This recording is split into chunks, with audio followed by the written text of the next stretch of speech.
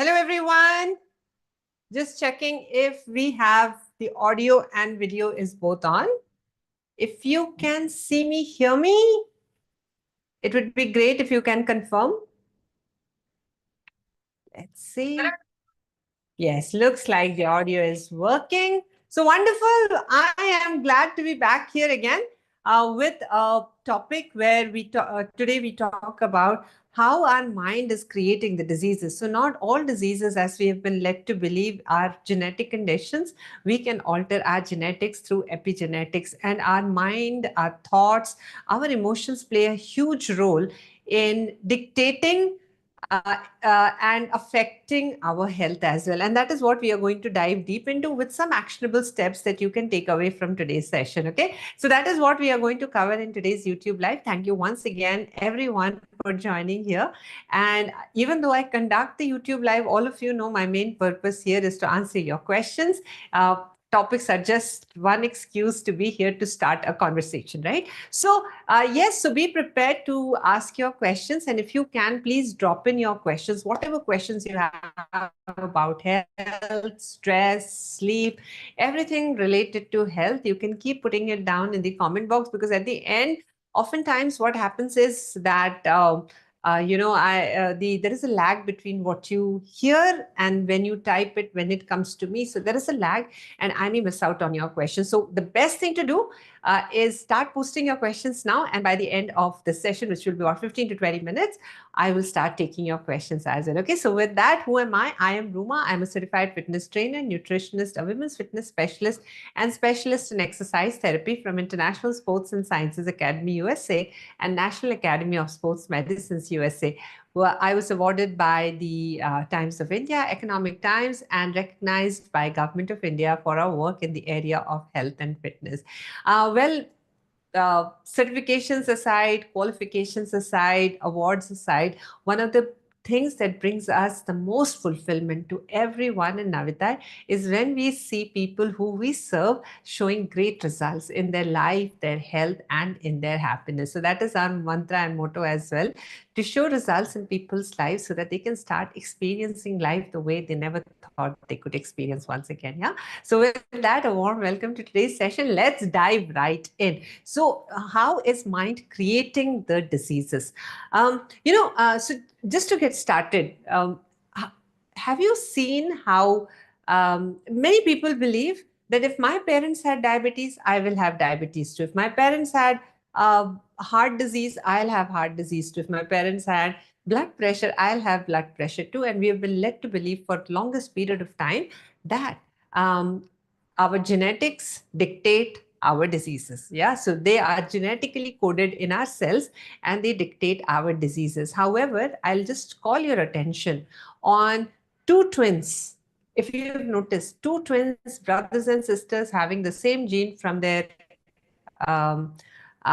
parents. Well, let's take about two identical twins. Okay, how many of you have noticed, and this is scientifically proven, that two identical twins will have very different diseases depending upon their life experiences, depending upon how they perceive life circumstances, life events, and the meanings they attach to the life circumstances and life events. Okay, so diseases, very less number of diseases are out of our control. You know what epigenetics today say is that a lot number of diseases are in our control, and we can shape our future. We can heal ourselves out of diseases by changing certain things, by adopting epigenetic principles. And epigenetic principles are the principles that we use in our community, and we are seeing lots of changes as well. For example, there are people in our community who come from a family history of diabetes, blood pressure, cholesterol. But here are these people who are actively reversing those conditions.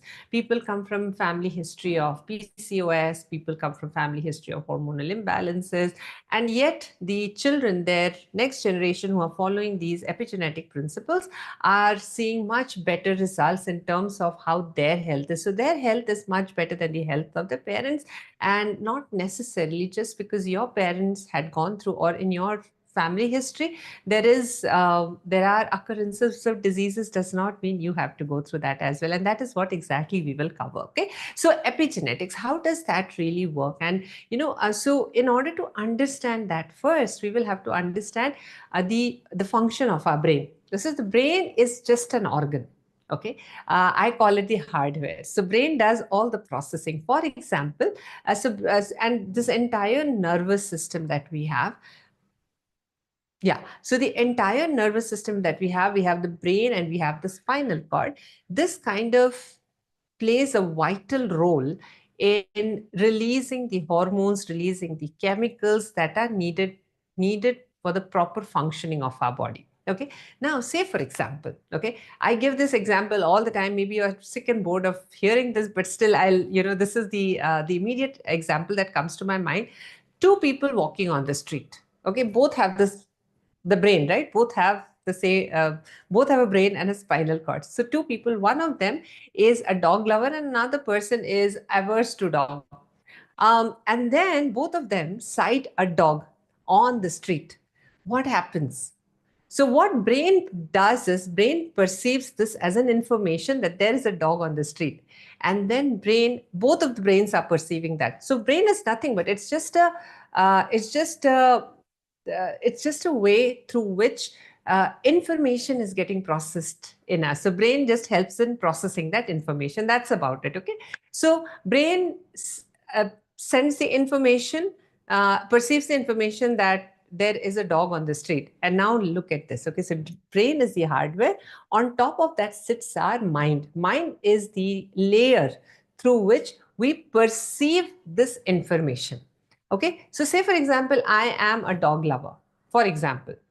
So my mind will now perceive, oh, wow, there is a dog, let me go and hug it. Whereas, so this is my mind's perception, okay? Because I grew up feeling that dogs are beautiful creatures, dogs are loving, dogs are friendly, dogs are huggable, dogs are loyal.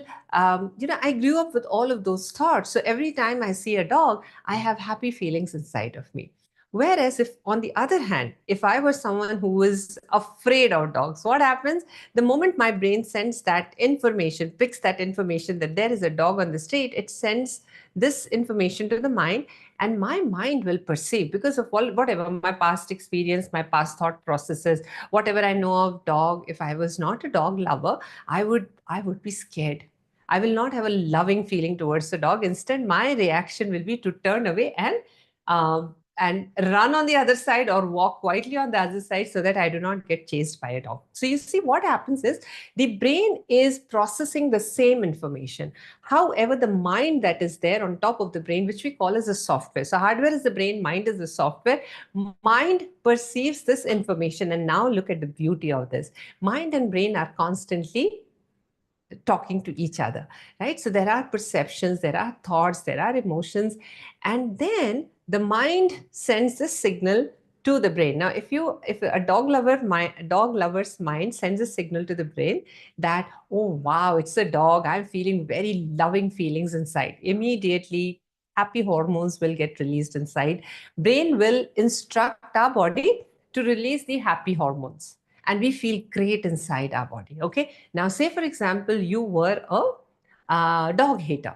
Yeah, you're averse to dog. Let me not say hater, but you're averse to dog, you're scared of dogs.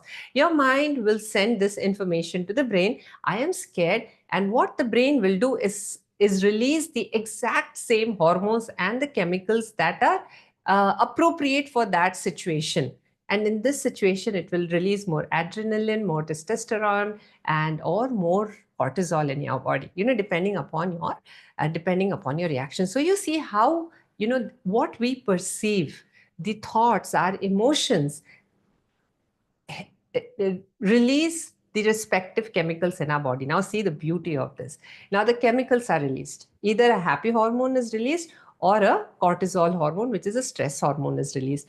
The moment happy hormones release, everything in our body operates differently. There is, the quality of our blood, the quality of our heart rate slows down, our HRV increases, We have a feeling of peace and calm in our mind, in our body as well. On the other hand, if there is stress in our body, sugar levels, insulin levels go down, cortisol levels will be lower. So it is a healthy atmosphere inside of our body. Okay. Now think about this. On the other hand, if there is higher cortisol levels in the blood, high cortisol gets released in our blood, the cortisol hormone, which is a stress hormone that gets released in the blood. What will happen as a consequence of that is cortisol will instruct our liver to dump sugar directly in the bloodstream.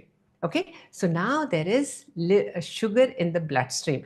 Because there is sugar, now the insulin levels will go up, because insulin's work is to stabilize the sugar levels in our blood.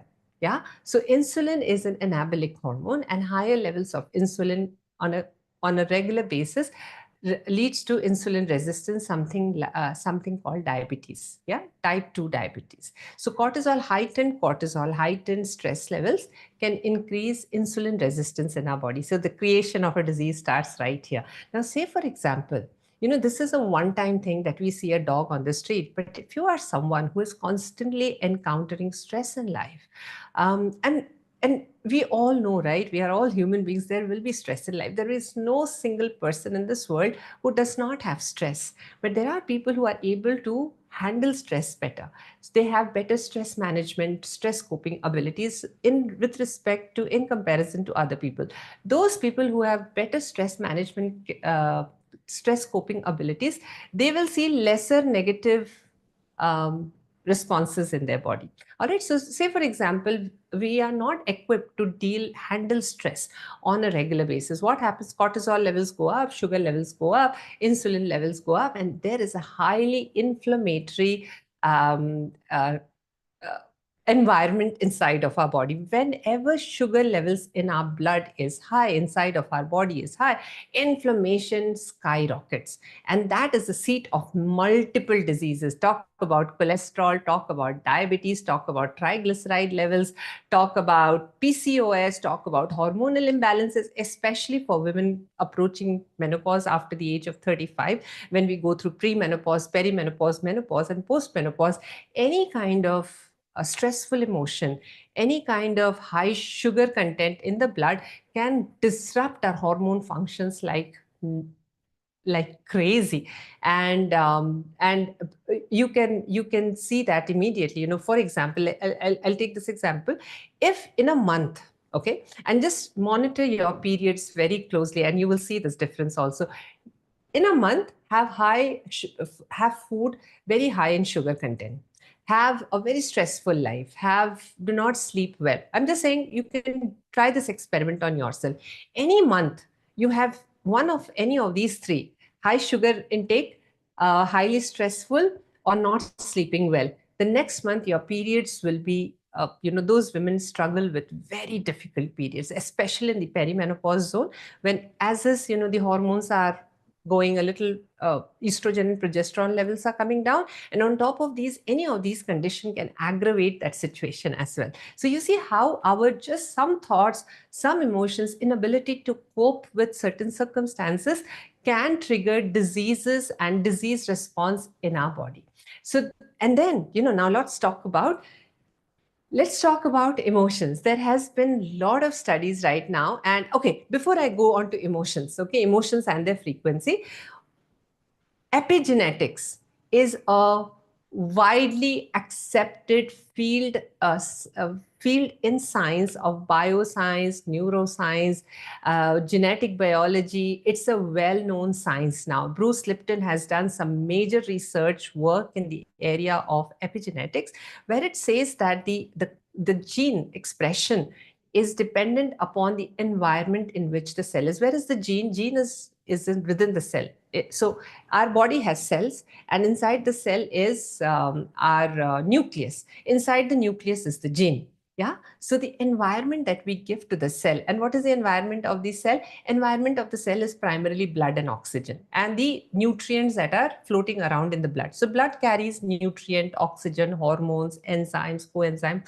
All of that is contained inside the blood. So if this is the pool of blood and in which my cell is, quality of the blood will dictate the quality of the cell and will trigger or activate the genetic expression. The gene, we cannot alter the genes. Genes will be the same, but the whether they get activated or not and how they get expressed is completely in our control by managing the environment around the cell, which is the blood. Okay, so quality of the blood becomes very important, whether it is the blood has high levels of sugar, high levels of oxygen. What does the blood have? And the quality of our blood is determined by the is also not just that. Quality of the blood is determined by multiple things. Number one is your nutrition. What is the food that you're intaking? Yeah.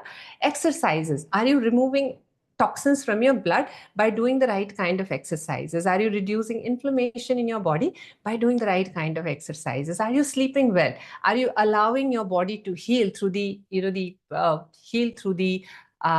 stresses of the day? If you are an athlete, you are and you exercise also throughout the day. Are you sleeping well to help your body recover during that time?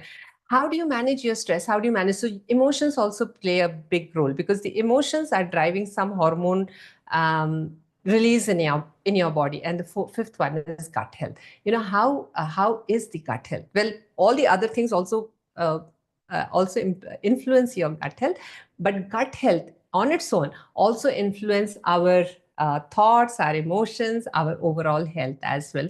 So these are the 5 pillars of epigenetics: nutrition, exercise, stress management. Stress meaning thoughts, emotions, mindset.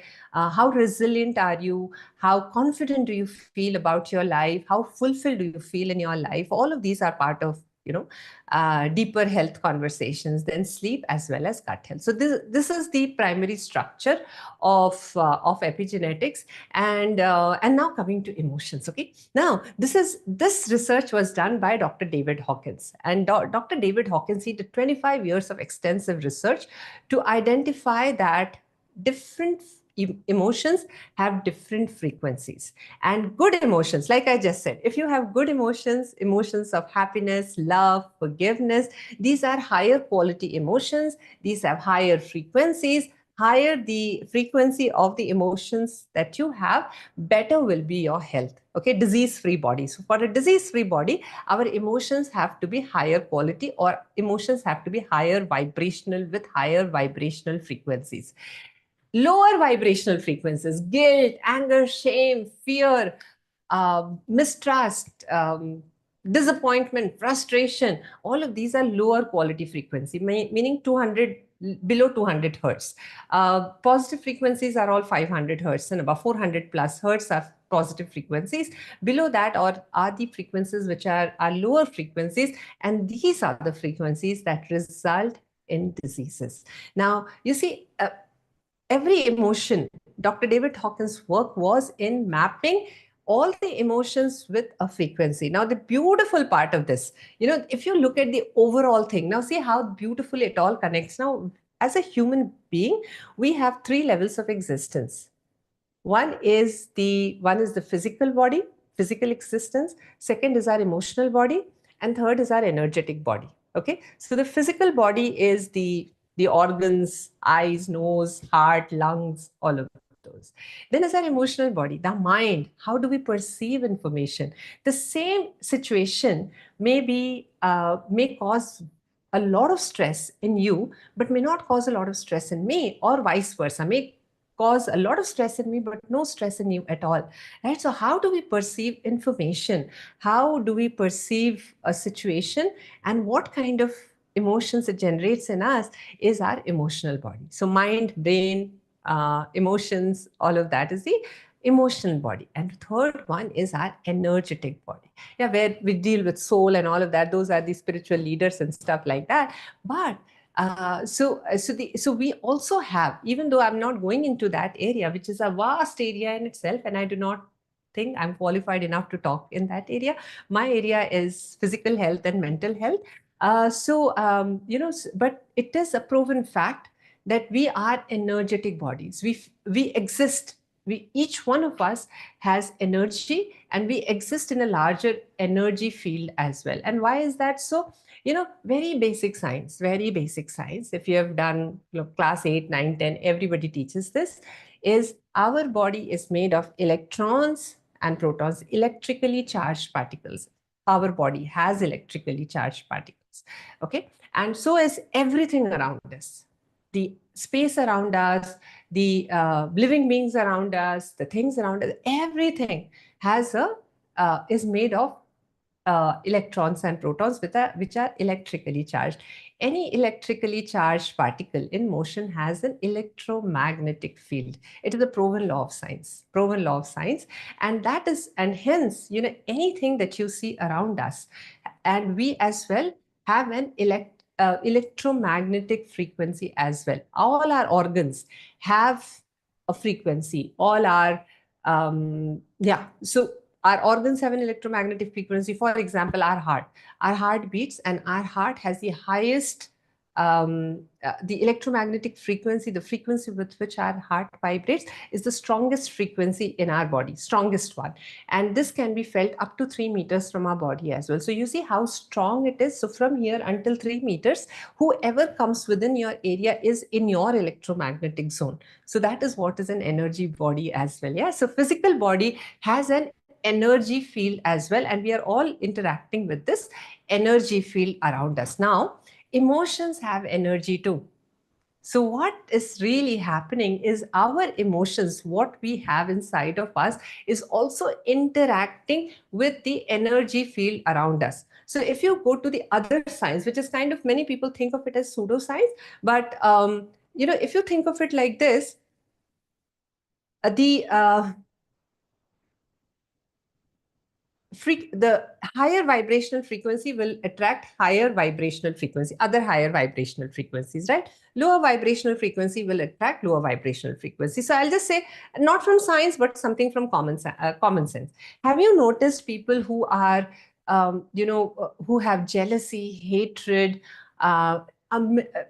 untrustworthy, do not trust other people, attract those kind of people, attract only negative people in their life? Have you noticed that? Those people who are always in shame, guilt, anger, frustration are also the people who attract those kind of people in their life, who gives them more shame, guilt, anger, frustration, right? So, and if you are a positive, loving, kind, compassionate person, you will attract more of those kind of people with positivity, love, compassion. You will see positive people always get surrounded with positive people. Negative people are always surrounded with negative people. Why? Because, same quality of frequency is attracting each other. So they say the law of attraction. Now, I'll keep that aside. I'm not going there, but I'm just giving you from a common sense that sharing something just from a common sense, you and I can understand, right? We do not even have to go very deep in science, but the similar quality frequency, whether high or low, will attract similar quality of results in our life. So which means that if we are vibrating,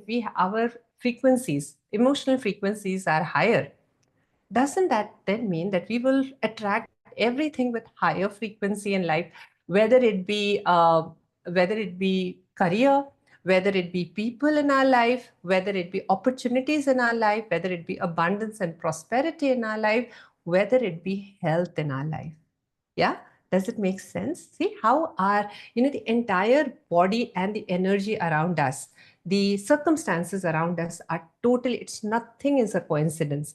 Everything is very well connected in this energy field through our thoughts, through our emotions, through the epigenetic principles, as well as the ancient wisdom of energy. Yeah. So this is, and how can you, then the next question would be, Gyan to Ruma bahut mil gaya, but how do I uplift my energy levels? Okay. So very simple tools you can practice with me right now. Ready for that? If you're ready, write ready in the comment box. Yeah. I'll be happy to share some practical things that you can do. Okay. Okay. All right. So the first one is, try this with me. I want you, let's do a very practical session. Okay. Think of something very stressful. Maybe you had a very stressful day, then you do not have to think about stress anymore. But any event or any circumstance or any movie that you watched gave you a lot of stress. I have that all the time. Netflix may all of those, these gory serials, bloodshed, murder, a crime. Every time I watch that, even for 1 second, my blood pressure goes up. So if you have had any of those kind of stressful moments, if you can just think about that for a minute and just feel, have just experience how you feel when you think about those instances. Okay, I'm giving you 1 minute to do that.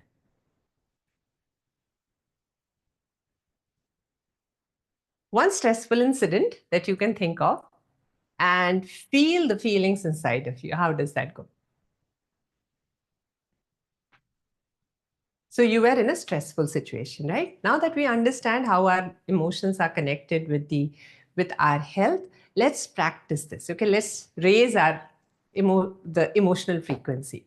What I want you to do is, as I say 1, 2, 3, 4, we will do equal amounts of inhales and equal duration of exhales. Okay. So as I say inhale, start inhaling, and when I say exhale, start exhaling. This is called heart coherent breathing. This is something that was devised by the Heart Math Institute, and you can find the research work on the net as well. Okay, so it's the Heart Math Institute coherent breathing pattern. So let's do it together. When I do 1, 2, 3, 4 inhale, I say inhale, start inhaling. When I say exhale, start exhaling. Okay, we will do 5 seconds of inhales and exhales. Ready? 1, 2, 3, go. Inhale.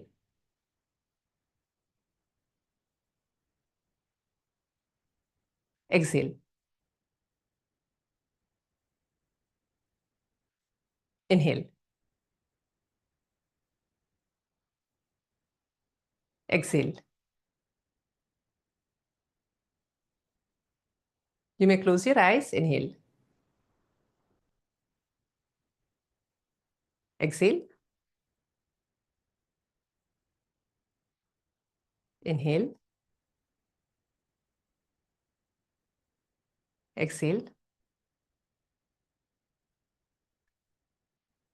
Inhale. Exhale. Excellent. Now, for a moment, think how you're feeling right now. You were at a stressful situation. How do you feel right now? Okay. Now, there is a way to measure it as well. There are two things that you can measure. One is your heart rate, resting heart rate, and another is your HRV, heart rate variability. So, what is resting heart rate? Resting heart rate is your heart rate at rest. Usually, the heart rate, if you go to a doctor, they will check your pulse and they will say 60 to 100, you're fine. But here in Navitai, we our target is to keep our resting heart rate between 50 and 55. A calm and a calm heart, which is not beating dum dum dum dum dum dum all the time, but it is beating at a very uh, peaceful state. A peaceful heart, which is not going dum dum dum dum dum dum, is a heart which is much more resilient. So whenever you have a stressful situation coming up, so as I said, right, two people, one person is able to deal with stress much better, another person gets very anxious. So how do you then develop this ability to what is a tangible way through which you will know whether you are able to deal with stress much better, stressful situations much better? Two parameters: one is your resting heart rate and another is your HRV. So resting heart rate is your heart rate at rest. Between 50 to 55, these are people usually who have a better capacity to deal with stress. And next is HRV. And HRV is between two beats. You will note, if you check your pulse, none of these pulses are of equal duration. Each of these pulses are the intervals between the pulses are different. And this difference during this time between two pulses is when the so we have something called a sympathetic nervous system and another called a parasympathetic nervous system. Parasympathetic nervous system is the mind and calm, no stress, aram se. Whereas sympathetic nervous system is when we are kind of not so calm. Yeah. So there has to be a good balance between the sympathetic nervous system and the parasympathetic nervous system for our body to function well. And that balance comes between the communication between the sympathetic and the parasympathetic nervous system, which happens between two heartbeats.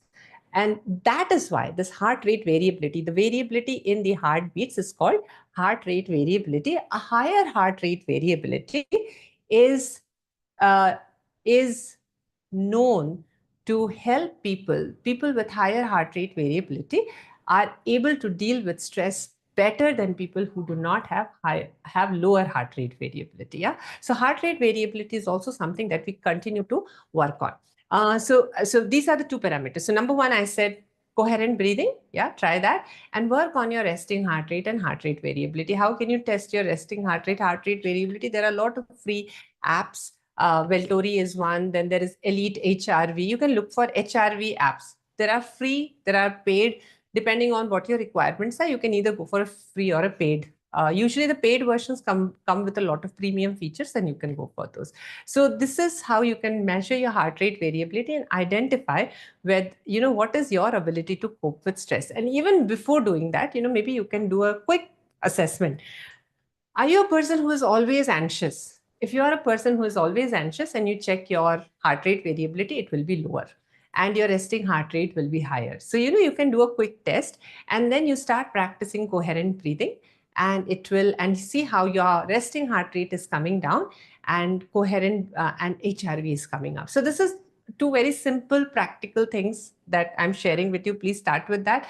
In our community, we do much more extensive um, procedures.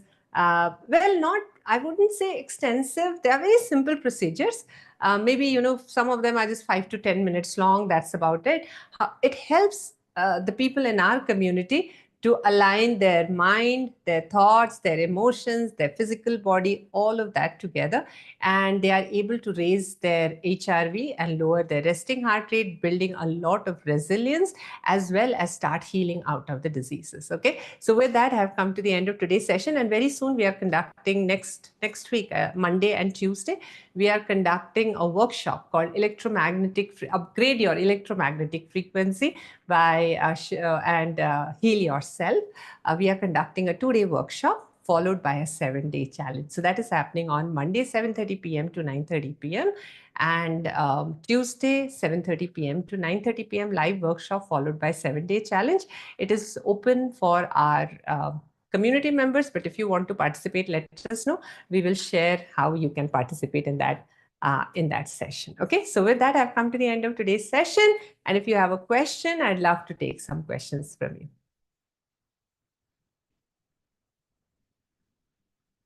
Hello, good evening. I'm seeing some good evenings in the chat.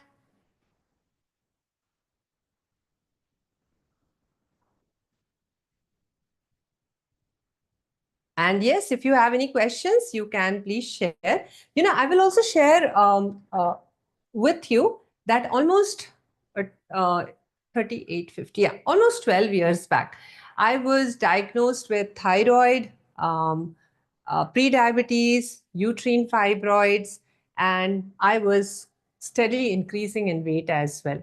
And by following all of these practices today, I don't have to take medicines for any of these conditions. And I was able to kind of heal myself out of all of these conditions. And for 12 years now, I've been able to manage my health as well. Nothing has come back. So, these are very proven practices, scientifically backed, uh, research backed, and many people in our community are practicing this, and it gives us a great pleasure to see how people are coming out of very, very difficult situations in life, not only improving their health but improving their happiness as well, and the quality of their life, of course, right? Because if we do not have health, one of the major things that struggles, we were living, but if health is not there, the quality of life is gets very badly affected. Whatever we want to do in life, we are not able to do, because health is like the foundation, right? Health is not the end in itself. Health is the means to an end. It's like a stepping stone. If you do not have health, the basic roti kapda makan health, I say. If you do not have roti kapda makan or health, we cannot even think of higher things in life.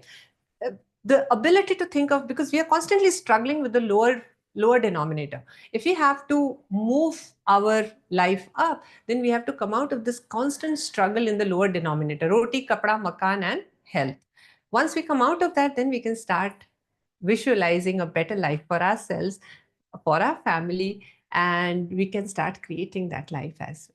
Yeah. So with that, thank you so much for joining in today. And if you missed the live session, you can post your questions in the comment box. I'll come back by tomorrow and answer all of you. Okay. Thank you so much for joining in. See you soon. Take care. Bye bye.